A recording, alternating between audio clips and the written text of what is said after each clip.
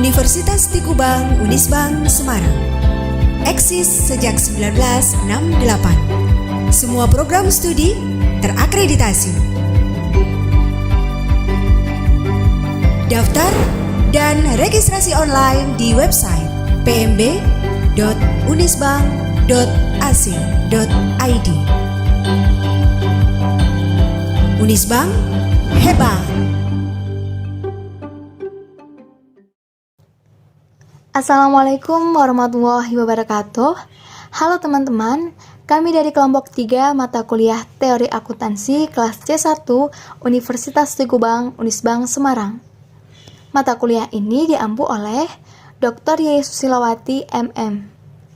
Nah, pada kesempatan kali ini kami akan menyampaikan materi terkait perekayasaan pelaporan keuangan. Materi ini akan disampaikan oleh yang pertama, Risma Elsapriani dengan NIM 1805520164. Yang kedua, Lulu Atul Hasanah dengan NIM 1805520162. Yang ketiga, Putri Dani Pungki Asih dengan NIM 1805520136. Dan yang keempat, Nurul Aulia Haryanti dengan NIM 1805520158. Untuk literatur yang kami gunakan adalah buku teori akuntansi oleh Suwarjono. Oke teman-teman, tidak perlu berlama-lama, yuk langsung simak videonya ya. Check it out. Teman-teman semuanya, di sini kita akan membahas mengenai perekayasaan pelaporan keuangan. Namun sebelum kita membahas setiap subbab dalam materi tersebut, saya akan memberikan sedikit definisi mengenai perekayasaan pelaporan keuangan. Nah, jadi perekayasaan pelaporan keuangan di sini adalah suatu pemikiran yang logis dan juga objektif untuk membangun sebuah struktur dan juga mekanisme pelaporan keuangan sebuah negara, tentunya untuk mencapai tujuan negara. Nah, di sini kita akan membahas mengenai subbab-subbab lebih detail lagi. Yang pertama, mengenai proses perekayasaan itu sendiri. Yang kedua, siapakah yang melakukan rekayasa pelaporan keuangan. Yang ketiga, perekayasaan sebagai proses deduktif. Kemudian selanjutnya kita akan membahas juga mengenai konsep informasi akuntansi, rangka konseptual, kemudian ada pengungkapan, penyajian, hingga autoritas, rangka konseptual, dan yang terakhir kita akan membahas mengenai struktur akuntansi itu sendiri. Memasuki materi yang pertama, di sini kita akan membahas mengenai definisi akuntansi itu sendiri, baik secara luas maupun secara sempit. Akuntansi secara luas merupakan seperangkat pengetahuan yang mana mempelajari perekayasaan penyediaan jasa secara nasional, berupa informasi keuangan kuantitatif sebuah unit-unit organisasi, dan tentunya cara penyampaian informasi kepada pihak yang berkepentingan untuk dijadikan dasar dalam pengambilan keputusan ekonomi. Selanjutnya, tentunya sebuah pengetahuan perekayasaan keuangan ini harus diaplikasikan untuk mendapatkan manfaat dari akuntansi itu sendiri. Salah satu wujud aplikasinya adalah terciptanya suatu mekanisme pelaporan keuangan atau financial reporting, di mana meliputi unit-unit organisasi bisnis, non-bisnis, kepemerintahan dalam menyediakan data dan juga menyampaikan informasi keuangan kepada pengambil keputusan.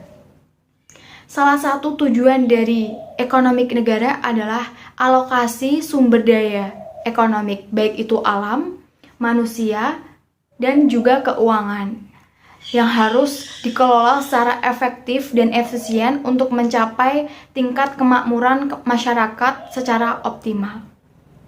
Kemudian selain itu, di dalam pelaporan keuangan juga, pengendalian secara otomatis dicapai dengan ditetapkannya sebuah pedoman pelaporan keuangan, yakni sebuah prinsip akuntansi berterima umum atau disingkat PABU. PABU ini atau prinsip akuntansi berterima umum akan menentukan sebuah bentuk, isi, dan susunan laporan atau statement keuangan. Kemudian yang terakhir adalah Dari definisi akuntansi ini, selain secara luas, ada pula definisi secara sempit, yaitu sebuah proses atau praktik, pengidentifikasian, pengukuran, pengakuan, hingga penyajian sebuah objek pelaporan keuangan dengan cara tertentu. Maksud dari dengan cara tertentu di sini itu adalah cara ini harus didasarkan pada konstitusi agar akuntansi ini sebagai teknologi yang harus mencapai tujuan ekonomi negara. Selanjutnya kita akan membahas mengenai proses perekayasaan pelaporan keuangan. Pelaporan keuangan itu sendiri memiliki definisi sebagai struktur dan juga proses akuntansi yang menggambarkan bagaimana informasi keuangan dapat disediakan dan juga dilaporkan untuk mencapai tujuan ekonomi negara. Nah, menurut FASB atau Financial Accounting Standard Board, pelaporan keuangan ini didefinisikan sebagai sistem dan sarana penyampaian informasi tentang segala kondisi dan kinerja perusahaan, terutama dari segi keuangan. Menurut FASB ini, pelaporan keuangan juga dibagi menjadi dua lingkup, yaitu lingkup pelaporan internal dan juga lingkup pelaporan eksternal. Terkait dengan tujuan ekonomi dan juga sosial negara, tujuan pelaporan keuangan adalah menyediakan informasi keuangan untuk dasar pengambilan keputusan secara ekonomi dan juga sosial. Timbullah pertanyaan-pertanyaan mendasar seperti konsep-konsep dasar apa yang relevan, kemudian yang kedua, siapa subjek pelaporan atau entitas pelapor, yang ketiga, siapa yang dituju oleh informasi tersebut, kemudian informasi apa yang akan dilaporkan, dan simbol atau elemen apa saja yang digunakan untuk melaporkan, dasar pengukuran apa untuk mengkuantifikasi, apa saja kriteria pengakuan hasil pengukuran, medium apa yang digunakan untuk melaporkan, dan yang terakhir adalah bagaimana informasi disajikan di dalam medium tersebut. Dari pertanyaan-pertanyaan mendasar ini, kemudian adanya rangka konseptual. Rangka konseptual ini dijabarkan di dalam standar akuntansi dan acuan lainnya sehingga membentuk sebuah prinsip akuntansi berterima umum atau PABU. Dari PABU ini akan menghasilkan sebuah media pelaporan berupa bentuk, isi, dan juga jenis. Nah, sebenarnya teman-teman, dari pertanyaan-pertanyaan mendasar tadi tentunya ada jawabannya. Namun, bagaimana jawaban itu ada? Nah, jawaban atas pertanyaan perekayasaan ini harus melibatkan pertimbangan dan juga pemilihan berbagai gagasan tentang ideologi, filosofi, paradigma, hingga konsep dasar untuk mencapai tujuan pelaporan keuangan itu. Kemudian ada pertanyaan lagi, gagasan apa sih yang harus dipilih? Tentunya gagasan yang harus dipilih adalah gagasan yang cocok atau relevan dengan lingkungan diterapkannya akuntansi, agar hasil perekayaan tersebut menjadi lebih efektif. Dari proses perekayasaan ini ada dasarnya, yaitu proses ini adalah untuk menjawab pertanyaan yang mendasar tadi. Bagaimana suatu kegiatan operasi perusahaan itu dapat disimbolkan di dalam bentuk statement keuangan, sehingga orang yang dituju itu dapat membayangkan operasi fisik perusahaan tanpa berkunjung ke tempat perusahaan tersebut. Jadi kita bisa melihat operasi perusahaan itu secara finansial. Tidak perlu kita harus datang ke perusahaan tersebut, karena kita bisa melihat dari finansial atau statement keuangan. Selanjutnya adalah perekayasaan sebagai proses deduktif. Maknanya ditinjau dari pendekatan penalaran, di mana prosesnya sudah digambarkan pada slide sebelumnya, yang merupakan proses penalaran deduktif normatif. Sebagai penalaran deduktif normatif, Hendriksen menguraikan 8 aspek yang harus dipertimbangkan di dalam proses perekayasaan untuk menghasilkan rangka teoritis akuntansi. Di antaranya, aspek yang pertama berbunyi, pernyataan postulat menggambarkan karakteristik unit-unit usaha atau entitas pelapor dan lingkungannya. Maksud dari aspek yang pertama ini adalah menghendaki agar prekayasa ini mampu mengidentifikasi dan mempertimbangkan karakteristik operasi perusahaan beserta lingkungannya, baik itu politik, ekonomi, budaya, sosial, sebagai tempat akuntansi yang akan diterapkan. Kemudian aspek yang kedua berbunyi, pernyataan tentang tujuan pelaporan keuangan yang harus diurutkan dari pernyataan postulat. Maksudnya, yaitu mengarahkan prekayasa agar menentukan siapa pihak yang dituju oleh informasi dalam lingkungan negara yang dipostulatkan. Kemudian aspek yang ketiga adalah evaluasi tentang kebutuhan informasi oleh para pihak yang dituju dan kemampuan pemakai untuk memahami dan menginterpretasi, menganalisis informasi yang disajikan. Maksud dari aspek ketiga itu apa? Maksudnya adalah pemakai biasanya itu dipertimbangkan sebagai pihak yang memiliki tingkat kecanggihan. Jadi, bukan orang awam. Misalnya, sekelompok orang yang memiliki pengetahuan tentang kegiatan bisnis dan juga ekonomi. Kemudian aspek yang keempat adalah penentuan atau pemilihan tentang apa yang harus dilaporkan. Maksud dari aspek keempat ini adalah berkaitan dengan penentuan objek dan juga kegiatan fisik perusahaan dan lingkungannya, yang mana yang harus dilaporkan dan beserta makna yang relevan dalam mencapai tujuan pelaporan keuangan. Kemudian untuk aspek selanjutnya yaitu aspek yang kelima, di mana berbunyi evaluasi tentang pengukuran dan proses penyajian untuk mengkomunikasi informasi tentang perusahaan dan juga lingkungannya.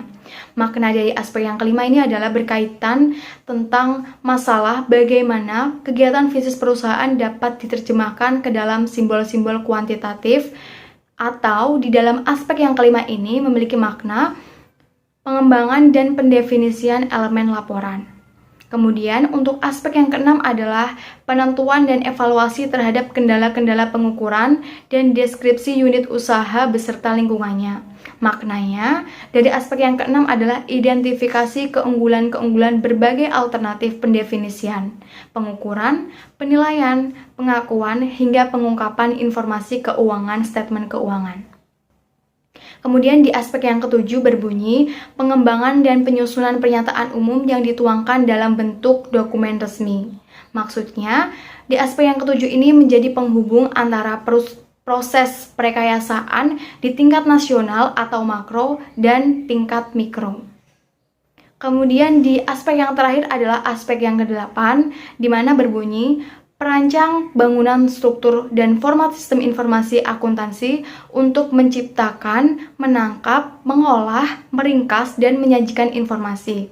Makna dari aspek yang ke-8 ini adalah dipertimbangkan di dalam proses pelaksanaan hasil prekayasaan di tingkat perusahaan dan atau mikro jika standar akuntansi telah tersusun.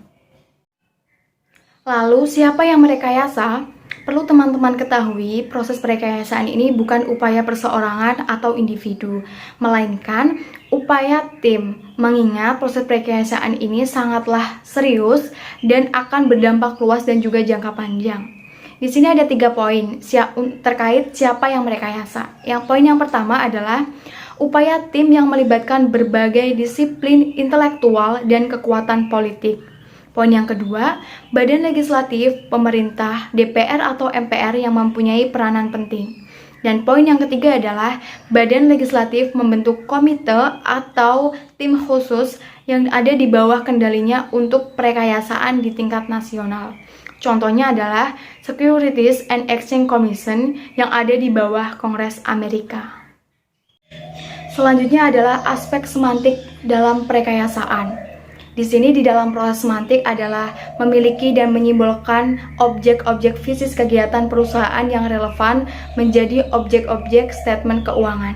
Maksudnya, seperti pada slide sebelumnya, telah dijabarkan mengenai aspek keempat dan aspek yang kelima di dalam penalaran logis menurut Hendrik, di mana merupakan langkah kritis dalam proses prekayasaan, karena hasilnya akan menentukan bentuk, isi, susunan, dan lingkup statement keuangan. Kemudian untuk model sekarang yaitu menyimbolkan kegiatan bisnis perusahaan dalam 10 elemen panel B yang telah terrefleksi dalam statement keuangan. 10 elemen panel B itu adalah aset, kewajiban, ekuitas, pendapatan, biaya, untung, rugi, distribusi ke pemilik, investasi pemilik, dan yang terakhir adalah laba komprehensif.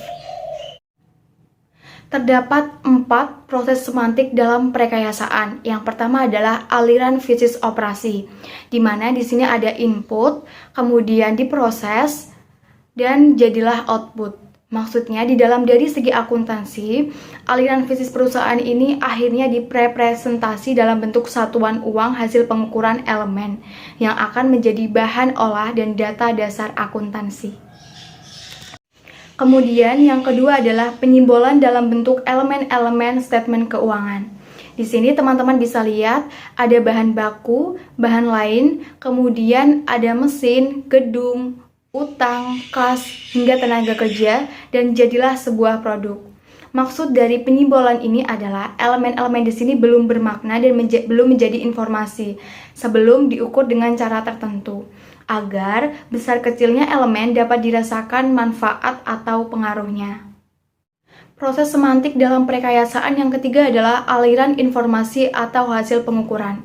Di sini teman-teman perhatikan, yang pertama itu ada 2 cost, kemudian menjadi 5 cost, dan yang terakhir itu hanya ada 1 cost. Cost itu apa sih? Cost adalah jumlah rupiah sebagai hasil pengukuran. Maknanya, data cost ini harus ditangkap oleh sebuah sistem informasi akuntansi agar dapat diolah, kemudian dapat disajikan di dalam bentuk statement keuangan. Fungsinya untuk memenuhi kebutuhan akuntabilitas. Proses semantik dalam perekayasaan yang terakhir adalah sistem informasi akuntansi. Nah, teman-teman bisa lihat lagi di sini ada bahan baku, bahan lain sebesar 1.500.000, kemudian ada kas, mesin, gedung, utang, hingga tenaga kerja ini sebesar 3.500.000, kemudian ada produk A, B, C sebesar 7.500.000. Nah, dari ketiga poin ini akan membentuk sebuah statement keuangan, yang mana ada aset, kewajiban, ekuitas, ada pendapatan, biaya, untung, rugi, hingga laba. Nah, makna dari angka-angka ini adalah 1.500.000, 3.500.000, 7.500.000 ini sudah tercatat dalam sebuah sistem, yaitu berupa buku besar. Nantinya yang dihasilkan adalah statement keuangan berupa cost. Selanjutnya, saya akan melanjutkan untuk menjelaskan pada subbab berikutnya, yaitu proses saksama. Dalam proses perekayasaan perlu dilakukan melalui tahapan-tahapan dan prosedur yang teliti dan saksama untuk meningkatkan atau menjaga kualitas yang tinggi dan andal. Hal ini dilakukan mengingat dokumen yang dihasilkan nanti mempunyai status pernyataan resmi dan memiliki tingkat keautoritatifan yang tinggi. Prosedur ini berlaku untuk penyusunan baik dalam rangka konseptual maupun dalam standar akuntansi yang berstatus statement. Berikut ini adalah proses saksama yang dilakukan FASB dalam menyusun pernyataan resmi. Yang pertama ada mengevaluasi masalah atau preliminary evaluation. Dalam tahap ini, FASB mengidentifikasi masalah akuntansi dan pelaporan. Bila memenuhi kriteria untuk ditindaklanjuti dan dalam bentuk standar, maka masalah tersebut dapat diajukan dan diagendakan dalam persidangan FASB. Yang kedua yaitu mengadakan riset dan analisis. Tugas ini biasanya dilakukan oleh staf teknis FASB dan satuan tugas yang terdiri atas ahli di luar FASB yang biasanya ditunjuk langsung oleh FASB. Yang ketiga yaitu menyusun dan mendistribusi memorandum diskusi atau discussion memorandum. Memorandum ini berisi analisis terinci dari semua aspek masalah yang telah disidangkan pada tingkat awal tadi. Kemudian yang keempat yaitu mengadakan dengar pendapat umum atau public hearing untuk membahas masalah yang diungkapkan dalam memorandum diskusi tadi. Selanjutnya yaitu menganalisis dan mempertimbangkan tanggapan publik atas memorandum diskusi tadi. Dan yang selanjutnya, menerbitkan draft awal standar atau exposure draft yang diusulkan untuk mendapatkan tanggapan tertulis dalam waktu 30 hari setelah penerbitan. Kemudian yaitu menganalisis dan mempertimbangkan tanggapan tertulis terhadap exposure draft tadi. Selanjutnya yaitu memutuskan apakah jadi menerbitkan suatu statement atau tidak. Yang terakhir yaitu menerbitkan statement yang bersangkutan tadi. Prosedur tadi dapat mengisyaratkan bahwa suatu statement itu memerlukan waktu yang cukup lama untuk dapat disahkan dan diterbitkan. Namun, penerbitan dalam bentuk lain atau selain statement juga harus mengikuti prosedur-prosedur yang sama, tetapi tidak sebegitu ketat dalam bentuk statement. Biasanya ini tuh penerbitannya tuh meliputi memodifikasi, mengklarifikasi, memperluas arti, tetapi tidak menganggap bahwa statement itu tidak ada. Nah, suatu statement dapat diubah atau diganti hanya dengan penerbitan statement baru. Dewan Standar Akuntansi Keuangan dan Dewan Standar Profesional Akuntan Publik berwenang untuk menentukan materi-materi yang akan dibahas dan diusulkan untuk menjadi standar yang akan diberlakukan di Indonesia nanti. Namun, usulan tersebut harus diberlakukan atau mendapat pengesahan dari pengurus pusat untuk dapat diterbitkan di Indonesia.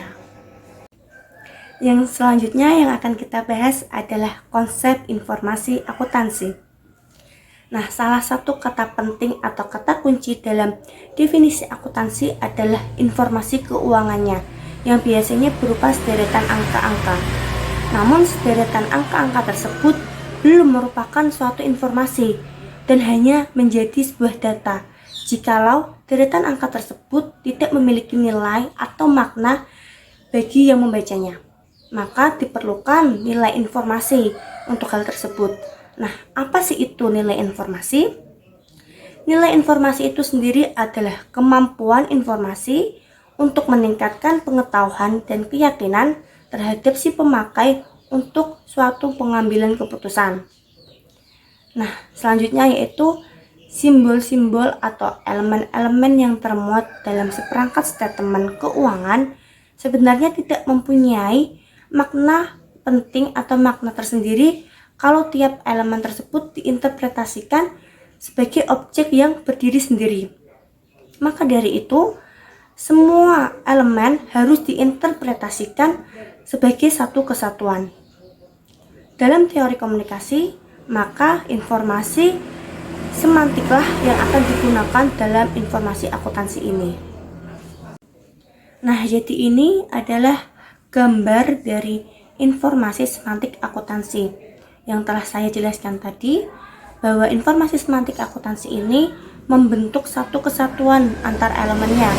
Bisa kita lihat dari elemen 1, elemen 2, elemen 3, dan elemen 4 itu membentuk suatu hubungan yang erat atau membentuk suatu kesatuan yang akan menjadikan suatu informasi itu menjadi lebih baik. Maka dari itu, informasi semantik akuntansi itu tidak dapat berdiri sendiri karena nanti tidak akan mempunyai makna atau mempunyai arti. Melanjutkan pada gambar informasi semantik akuntansi yang tadi, bahwa informasi semantik ini harus ditangkap secara kontekstual melalui 3 komponen yang sangat penting. Yang pertama itu ada elemen atau objek. Nah, pada gambar tadi itu ada beberapa elemen yang telah kita ketahui, yaitu ada elemen 1, elemen 2, elemen 3, dan elemen 4. Nah, itu merupakan elemen-elemennya. Nah, yang kedua ada ukuran dalam unit moneter atau size-nya. Nah, dalam gambar tadi itu ada bulatan-bulatan yang ukurannya itu berbeda-beda, ada yang besar, ada yang kecil. Nah, itu yang dimaksud dengan ukuran dalam unit moneter atau size-nya. Jadi ukurannya berbeda-beda, ada yang besar dan ada yang kecil. Dan yang terakhir itu ada hubungan atau relationship Yang kita ketahui pada gambar tadi, ada tanda panah yang saling menghubungkan membentuk satu kesatuan. Nah, itu adalah hubungannya atau relationship-nya pada antar elemen. Jadi, pada informasi semantik ini harus memenuhi 3 komponen utama itu tadi. Bahasan yang selanjutnya yaitu rangka konseptual. Di sini saya akan menjelaskan apa itu rangka konseptual terlebih dahulu. Nah, dalam perekayasaan akuntansi, jawaban atas pertanyaan perekayasaan akan menjadi konsep-konsep terpilih yang dituangkan dalam dokumen resmi yang disebut dengan rangka konseptual. Rangka konseptual juga dapat diartikan sebagai beberapa tujuan dan hal mendasar yang saling berkaitan membentuk suatu sistem atau rangka yang terpadu yang dapat menghasilkan suatu standar akuntansi yang konsisten. Karena faktor lingkungan dan kebutuhan tiap negara itu dipertimbangkan, maka rangka konseptual yang dikembangkan di negara yang satu dan negara yang lain itu akan dapat berbeda.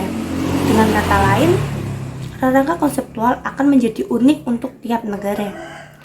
Nah, semacam menjadi konstitusi bagi profesi, rangka konseptual ini menjadi landasan untuk memecahkan masalah-masalah perlakuan akuntansi. Ditiadakannya rangka akuntansi ini akan mengakibatkan penyusunan standar akuntansi yang dapat diperalat oleh pihak-pihak tertentu yang dapat menghasilkan dan menguntungkan oleh pihak-pihak tersebut. Maka dari itu, jika rangka konseptual ini tidak ada, akan sangat bahaya dan sangat-sangat riskan sekali. Kemudian ada manfaat-manfaat dari rangka konseptual yang meliputi: pertama, memberi pengarahan atau pedoman kepada badan yang bertanggung jawab atas penyusunan standar akuntansi. Yang kedua, menjadi acuan dalam memecahkan masalah-masalah akuntansi yang dijumpai dalam praktek yang perlakuannya belum diatur dalam standar ataupun pedoman spesifik. Yang ketiga, menentukan batasan-batasan pertimbangan dalam penyusunan statement keuangan. Yang keempat yaitu meningkatkan pemahaman pemakai statement keuangan dan meningkatkan keyakinan terhadap statement keuangan. Dan yang terakhir, meningkatkan keterbandingan statement keuangan antar perusahaan. FASB pun ini sendiri menegaskan bahwa FASB sendirilah yang akan banyak memanfaatkan rangka konseptual, karena rangka konseptual akan memberikan FASB landasan umum dan penawaran dasar untuk mempertimbangkan keunggulan dan kelemahan alternatif-alternatif dalam pengembangan standar akuntansi.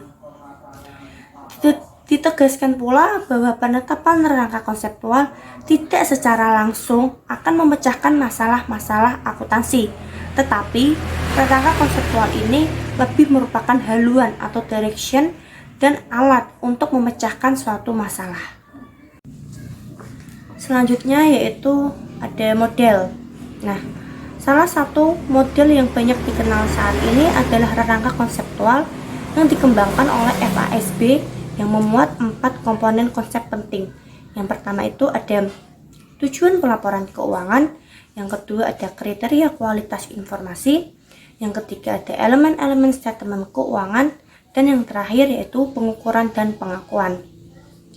4 komponen tersebut membentuk suatu kesatuan yang saling berkaitan, sehingga FASB menuangkan 4 komponen tersebut dalam beberapa dokumen resmi berupa pernyataan konsep, Statement of Financial Accounting Concept atau SFAC. Lanjut yaitu ada rangka konseptual versi IASC atau International Accounting Standard Commit. Nah, di sini ada yang versi IASC dan juga ada versi FASB. Jadi nanti kita bisa membandingkan di antara keduanya. Yang pertama kita versi IASC terlebih dahulu. Untuk rangka konseptual versi IASC, untuk komponen tujuan IASC menyebutnya sebagai tujuan statement keuangan, bukan tujuan pelaporan keuangan. Lingkup penerapan IASC adalah internasional. Karakteristik negara menjadi tidak relevan. Hal ini menyebabkan IASC tidak lagi menggunakan istilah pelaporan keuangan dalam rangka konseptualnya. Beda dengan rangka konseptual versi FASB. Karena memperhatikan faktor lingkungan, rangka konseptual versi FASB ini lebih menggambarkan suatu hasil proses perekayasaan yang merupakan konsekuensi dari pengertian akuntansi itu sendiri sebagai teknologi. Oleh karena itu, rangka konseptual versi FASB ini cenderung lebih cocok dijadikan suatu model perekayasaan dalam pengembangan rangka konseptual. Jadi bisa kita bandingkan antara rangka konseptual versi IISC dan FASB ini sendiri.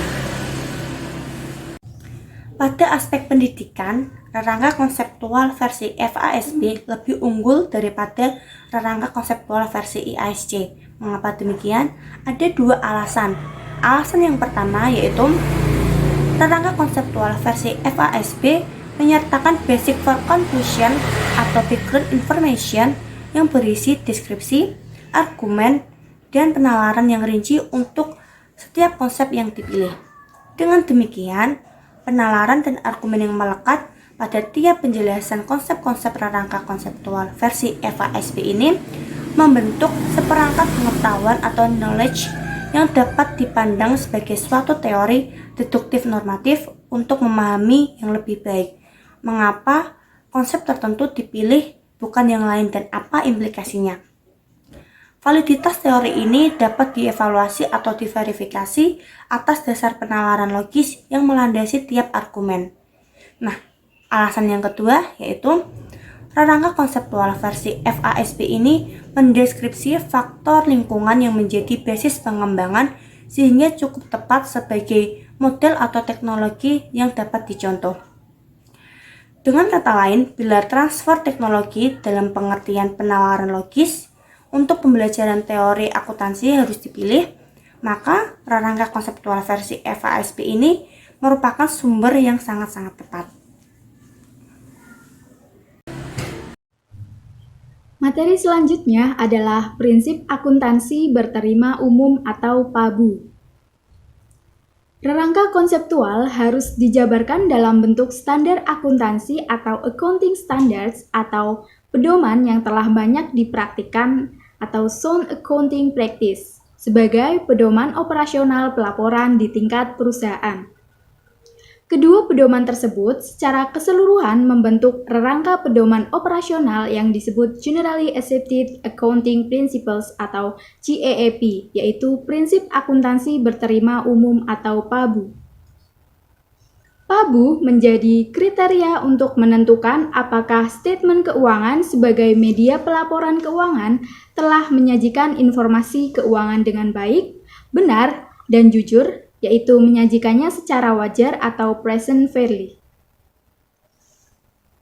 Standar akuntansi hanya merupakan salah satu kriteria untuk menentukan kewajaran. Itulah mengapa frasa dalam laporan auditor dalam hal ini untuk menegaskan adanya kewajaran bukan menggunakan kata standar akuntansi, tetapi menggunakan kata prinsip akuntansi berterima umum. Nah, berikut ini ada contoh laporan audit standar dari Auditing Standards Board atau ASB.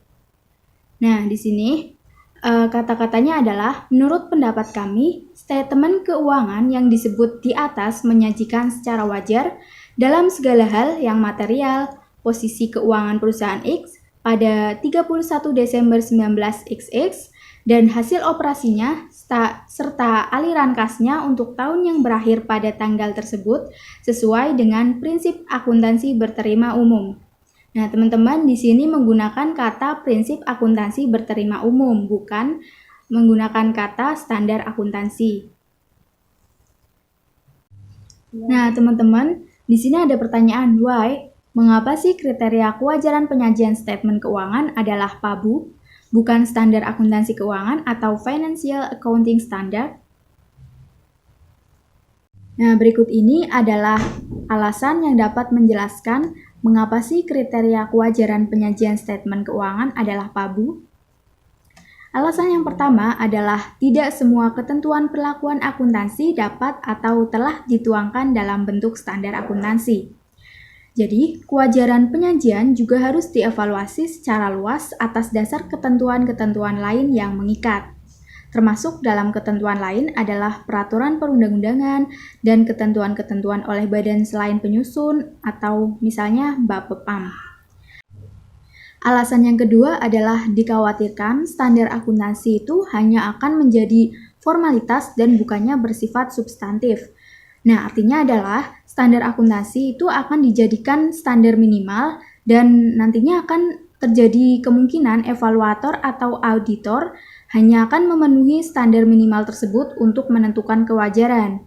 Nah, akibatnya nanti standar akuntansi tidak dipertimbangkan secara seksama atau bahkan diabaikan.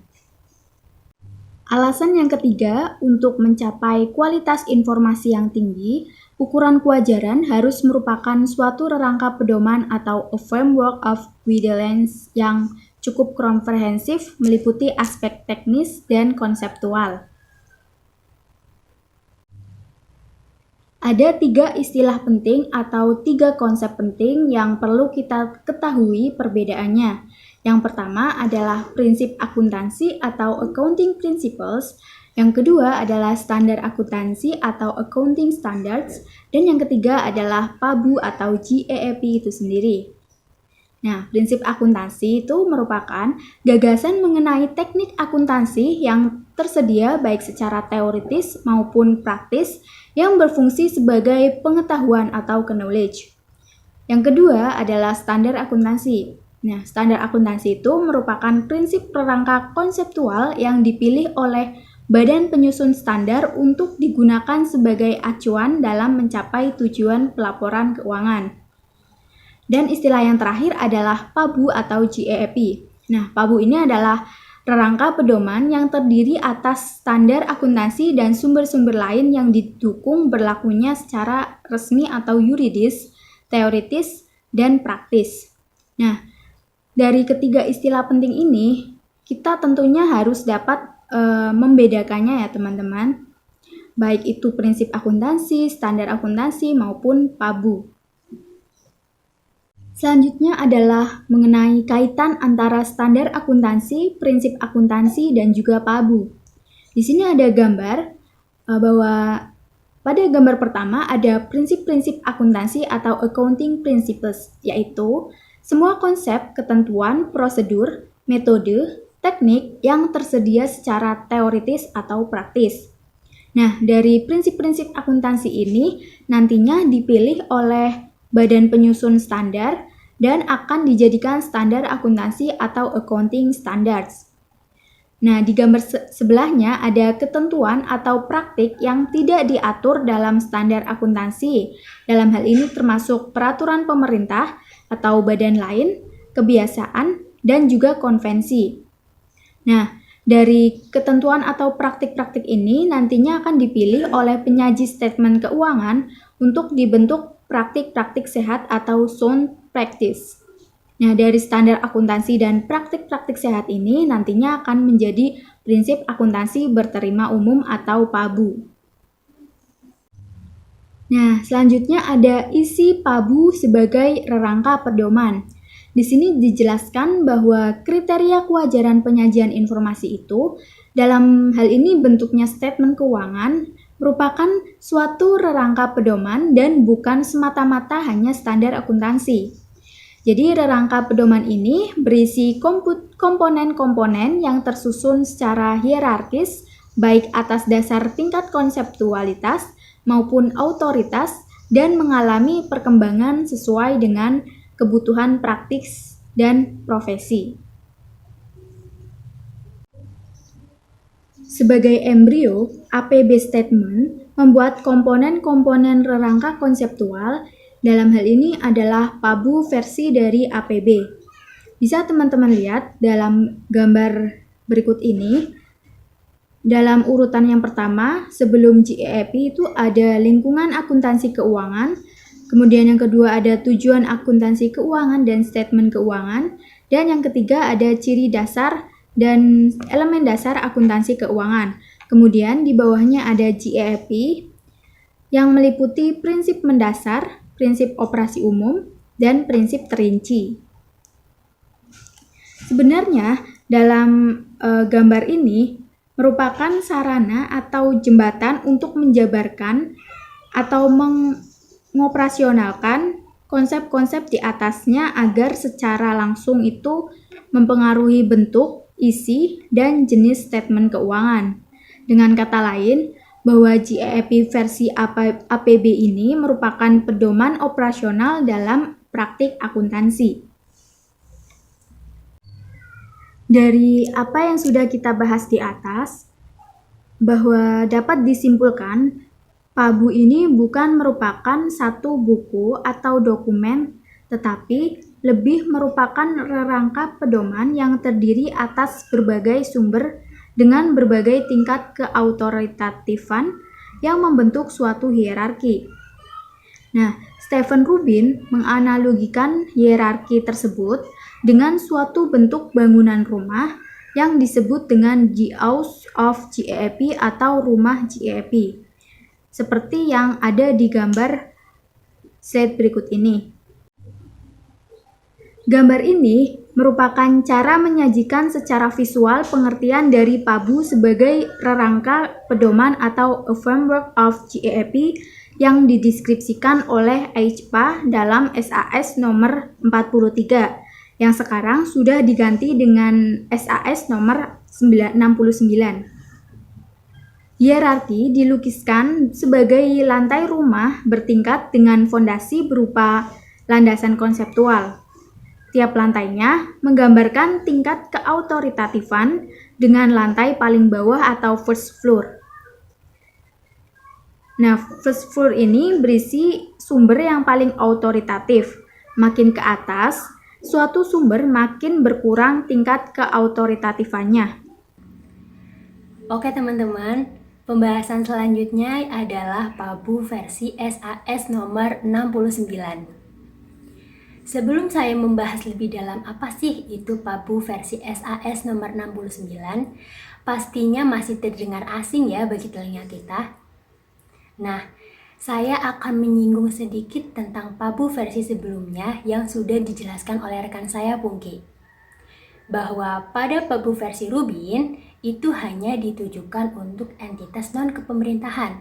Sedangkan pada SAS nomor 43, itu menyebutkan bahwa entitas bisnis dan entitas non-bisnis itu merupakan suatu entitas non-kepemerintahan. Karena tujuan, karakteristik, dan jurisdiksi operasionalnya itu berbeda, maka diperlukanlah pelaporan keuangan yang berbeda pula. Selain itu, SAS nomor 43 belum memisahkan sumber-sumber PABU bagi entitas kepemerintahan dan entitas non-kepemerintahan. Jadi, untuk mengatasi masalah tersebut, maka lahirlah SAS nomor 69 yang diharapkan dapat mengubah hierarki GAAP yang mana tanggung jawab dalam penyusunan standar di entitas kepemerintahan dan non-kepemerintahan itu dibedakan sesuai dengan jurisdiksinya. Coba kita perhatikan slide berikut. Nah, di sini ada dua kategori hierarki yang merupakan suatu bagian dari rangka kerja PABU SAS nomor 69. Nah, di sini ada dua kategori. Yang pertama itu prinsip akuntansi tetapan dan literatur akuntansi lainnya. Di dalam kategori yang pertama yaitu prinsip akuntansi tetapan, itu terdapat 4 ketetapan. Yang pertama yaitu ketetapan oleh badan resmi penyusun standar melalui prosedur seksama, dan yang kedua yaitu ketetapan oleh badan ahli yang telah dipublikasikan secara resmi untuk dikomentari. Dan yang ketiga yaitu ketetapan oleh badan ahli namun belum dipublikasikan secara resmi untuk dikomentari. Dan yang keempat yaitu praktik atau ketetapan yang banyak dianut industri tertentu dalam kondisi khusus. Nah, untuk kategori yang kedua yaitu literatur akuntansi lainnya, ini biasanya berisi tentang sumber-sumber literasi atau literatur akuntansi, misalnya seperti teori akuntansi. Nah, bisa disimpulkan ya teman-teman, dengan adanya rangka ini, makna GAAP menjadi lebih luas cakupannya. Dengan demikian, Laporan auditor independen akan tetap menggunakan frasa Generally Accepted Accounting Principle di dalam opininya, yang mana tidak akan membedakan laporan auditor untuk entitas kepemerintahan dan entitas non-kepemerintahan. Oke, kita memasuki pembahasan selanjutnya ya teman-teman, yaitu PABU versi SPAP atau Standar Profesional Akuntan Publik. Kita perhatikan bareng-bareng. Di sini ada gambar atau kerangka rumah yang merupakan suatu rangka prinsip akuntansi yang berlaku di Indonesia atau PABU. Seperti halnya rumah pada umumnya, PABU juga memiliki landasan. Ada dua landasan, yang pertama landasan konseptual dan landasan operasional atau landasan praktik. Pada landasan konseptual itu terdapat rangka dasar penyusunan dan penyajian pelaporan keuangan. Selain mempunyai landasan, PABU juga mempunyai 3 tingkatan yang disebut landasan operasional. Nah, pada tingkatan yang pertama yaitu berisi tentang pernyataan standar akuntansi keuangan atau PSAK dan interpretasi pernyataan standar akuntansi keuangan atau IPSAK. Pada tingkatan yang kedua itu berisi tentang buletin teknis. Nah, biasanya di sini berisi tentang petunjuk teknis yang diberikan oleh penyusun standar untuk menjawab pertanyaan-pertanyaan para praktisi. Dan yang kedua itu berisi tentang peraturan pemerintah untuk industri, baik industri BUMN, perbankan maupun koperasi. Dan yang ketiga itu berisi tentang pedoman atau praktik akuntansi industri, dan keempat itu berisi tentang simpulan riset akuntansi. Untuk tingkatan yang ketiga ini ada 2. Yang pertama itu tentang praktik, konvensi, dan kebiasaan pelaporan yang sehat, serta buku teks atau ajar, artikel, dan pendapat ahli. Selain versi-versi PABU yang sebelumnya sudah dijelaskan, PABU juga menetapkan pedoman untuk memperlakukan suatu objek yang akan dilaporkan. Nah, di sini ada 4 hal-hal yang harus diperhatikan sebelum kita melaporkan suatu objek. Yang pertama yaitu ada definisi, yang kedua pengukuran atau penilaian, yang ketiga pengakuan, dan yang keempat tentang penyajian dan pengungkapan. Nah, kita akan bahas satu persatu ya teman-teman. Untuk hal yang pertama yaitu definisi. Definisi ini berisi tentang batasan elemen statement keuangan yang digunakan dalam pelaporan agar tidak terjadi kesalahan klasifikasi oleh penyusun maupun kesalahan interpretasi oleh pemakai. Nah, untuk hal yang kedua yaitu pengukuran dan penilaian. Nah, di sini pengukuran bermakna sebagai penilaian jumlah rupiah yang harus diletakkan suatu objek pada transaksi keuangan. Dan yang ketiga yaitu pengakuan. Pengakuan di sini bisa meliputi suatu pencatatan jumlah rupiah dalam akuntansi. Dan yang keempat yaitu penyajian dan pengungkapan. Ini merupakan cara pelaporan elemen statement keuangan dan cara penjelasan hal-hal informatif selain yang dinyatakan pada statement keuangan. Kita masuk pembahasan selanjutnya ya teman-teman, yaitu bagaimana sih otoritas rangka konseptual. Nah, secara teori, rangka konseptual seharusnya merupakan fondasi sebelum PABU. Namun, dalam beberapa versi PABU, rangka konseptual malah ditempatkan pada tingkat yang kurang otoritatif. Hal ini dikarenakan rangka konseptual disusun setelah banyaknya standar akuntansi itu terbit. Maka kedudukan otoritas rangka konseptual itu ditetapkan dengan sangat hati-hati oleh FASB atau Financial Accounting Standard Board. Pembahasan selanjutnya adalah struktur akuntansi. Nah, coba kita perhatikan pada bagian struktur akuntansi berikut.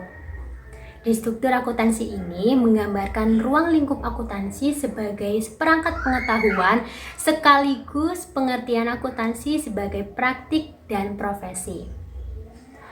Struktur akuntansi di atas PABU itu menggambarkan kegiatan perekayasaan yang melibatkan pengetahuan akuntansi sebagai penalaran logis.